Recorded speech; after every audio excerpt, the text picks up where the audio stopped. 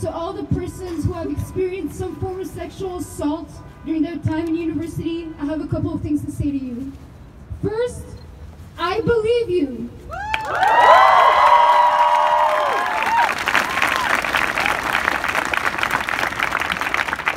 And second, I'm sorry. I'm sorry that this experience was forced on you. I'm sorry that your agency was taken away from you in that moment. I'm sorry that you were subjected to a culture that tells men, particularly white men, that they are entitled to your time, to your attention, to your body, to you.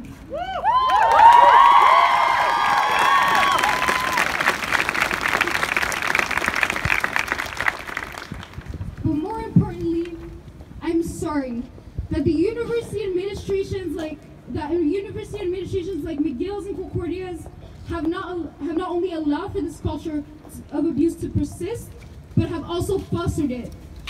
I'm sorry that these administrations are not apologizing. They're not acknowledging the problem. They're not taking active and meaningful steps to address it. I'm sorry for the existence of these rape apologists over there. Sitting in their offices, actively hoping this will blow over, hoping we will be silenced. I need you all to repeat after me. This will not blow over. This will not blow over. We will not be silenced. We will not be silenced. I'm here with you all today standing in solidarity with SMU and the CSU, with CASE, but more importantly, I'm here standing in solidarity with the close to 40% of students who have experienced some form of sexual violence at their time in university. A large majority of them Black, Indigenous, and racialized women, trans folk, and gender non-conforming people. Let's never forget that.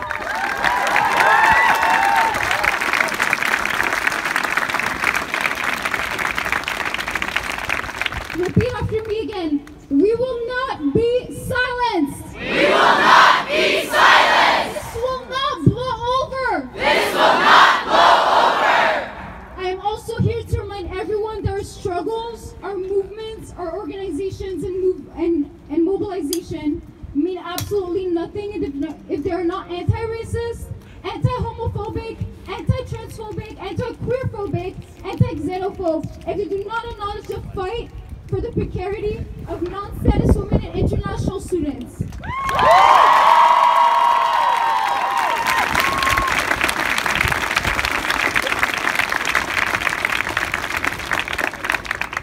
As well as disabled women, indigenous folks, Black, trans, and cis women, and gender non-conforming people. Can justice even exist on stolen land?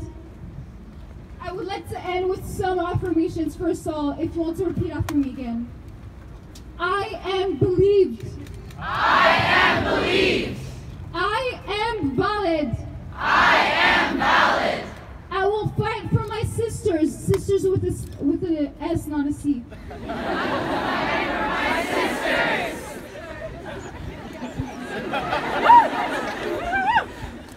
We deserve better. We deserve better. Again, we deserve better. We deserve better. Thank you.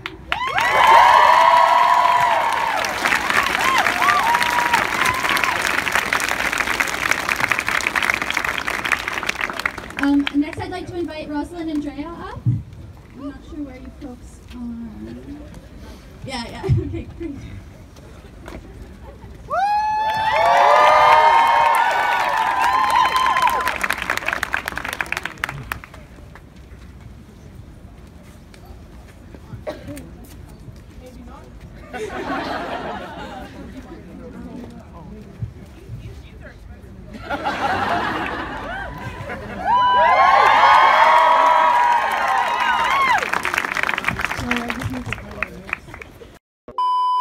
Respond. Shame. I'm especially frustrated that women of color are not given a platform or ignored when they create their own platform.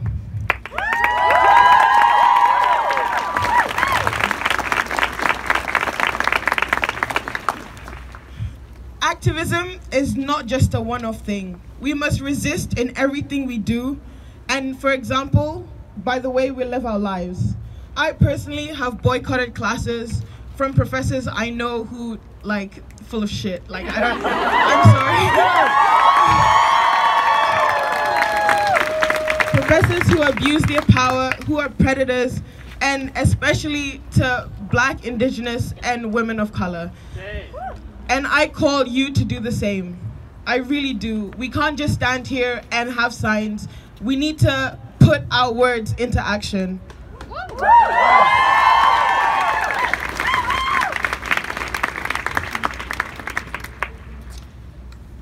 I want to ask how many of you know who Tarana Burke is? Could you put up your hands?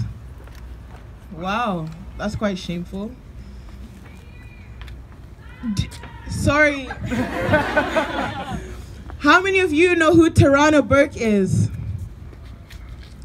She is a Black woman who created the Me Too movement. And we're all here because McGill is having its Me Too movement. And the reason I mentioned her name is because we must recognize the Black, Indigenous, and women of color who put in labor for us to have moments like this.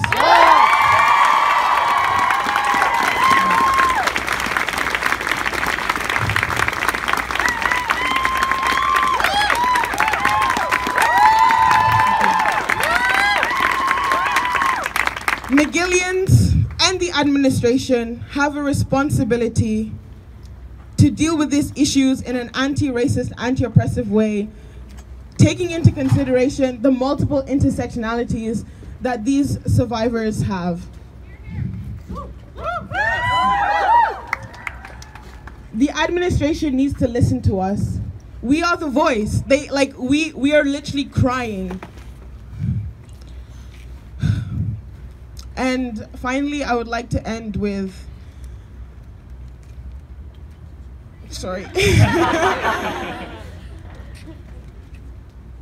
Just to reiterate my point on the importance of women of color being included, I was only asked to speak a couple of hours ago, which is quite disappointing. And I want to say that all of us here should really take into consideration the Black, Indigenous, and women of color who put in labor for this to happen. I think it's extremely important, especially when we face the brunt of sexual violence that is committed in places like this.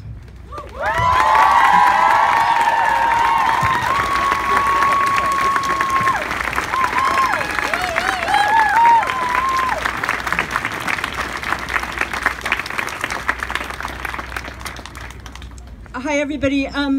I'm not currently a student here and would like to make space right now for any Indigenous, Black, or women of color that would like to come down and speak that are students.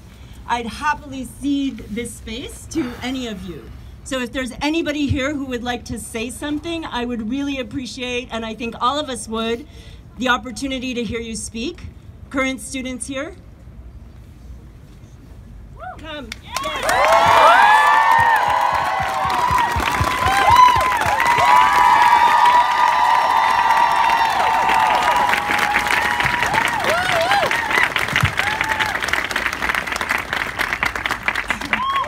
Hi everyone, my name is Nike. I'm in my 3rd year at McGill University.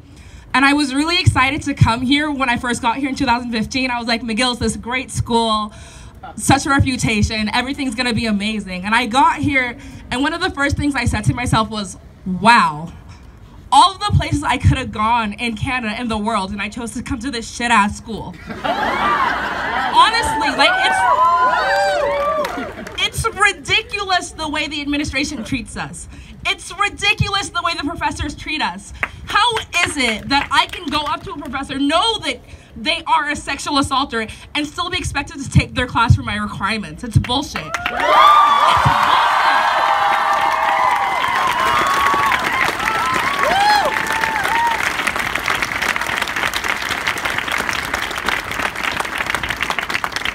I currently work in residence as a floor fellow, and I see thousands of students come in every single year so excited for their time at McGill. And by the end of the year, the the sadness I see in their faces when they learn about everything this institution stands for. All of its history that's ignored. The fact that we don't talk about James McGill as a slave owner. The fact that we don't talk about the indigenous territory and we have no right to be here. We don't talk about this. It's ridiculous. I'm happy that we are here talking about it now. I'm happy to see all of your faces in the crowd, but I am disappointed that it's taken so long for us to get here. All of you should be disappointed. Everyone in that building should be disappointed that we have to march for our rights to live as human beings with professors who don't respect us. All of us have a duty moving forward to talk to one another, to look out for one another, to recognize when we're not being treated fairly. All of us have that responsibility, and it's on every single one of you in this crowd to spread this information. Thank you.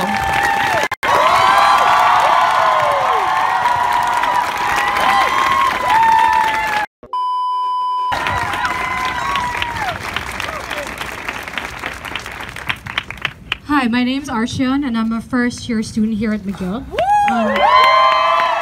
And I just wanted to talk about kind of the racism that exists in McGill. I'm Bangladeshi, and during one of my class activities, a group of boys said to me that I looked like I came from a country full of insects. That I looked like it. And I just wanted to tell these boys and whoever feels this way that I'm not scared of insects. I'm scared of human beings who can look at other people and look at the color of their skin and judge them, which are, by the way, the colors of our skin are fucking beautiful. I'm not scared of insects. I'm scared of human beings who do not see other people's souls. Thank you.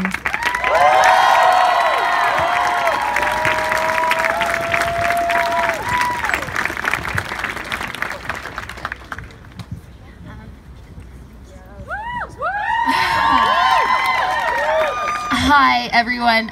My name is Princess. Yes, that's my actual name. I'm a Concordia student, and something I just like to start off with regards to professors preying on their students and administrations doing absolutely shit about it is fuck your tenure. Fuck your goddamn tenure, right? And here's another thing.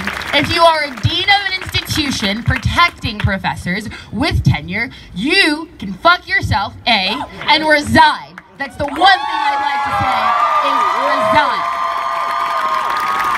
I would also like to thank all of the amazing BIPOC individuals and non-binary individuals that spoke, because you're part of the reason why I'm standing here right now. And the one thing I'd really like to say to those folks is, I believe you. I think you should be at the forefront of leading this. I think that women, BIPOC individuals, non-binary individuals should also really run for office, and every single level of faculty, student unions. We need you. We need your faces there. I want to see more people that look like me there, because that is the only way our voices will be heard. I recently just went through one of the most harrowing elections ever at CSU, and I have to say that it's so problematic when you have individuals ask you coded white supremacist questions at debates and they don't understand there's a difference between free speech and hate speech, and that's why we need to be there. We need to be there for those people. So I thank you so much for listening to me. I thank all of the people who are here, because this is what it takes. It takes a community, and I'm getting so emotional because I am so happy that all of you are here. You are protecting us. You're helping survivors. Thank you so much, and this is the first step. Thank you, thank you, thank you. And fuck your 10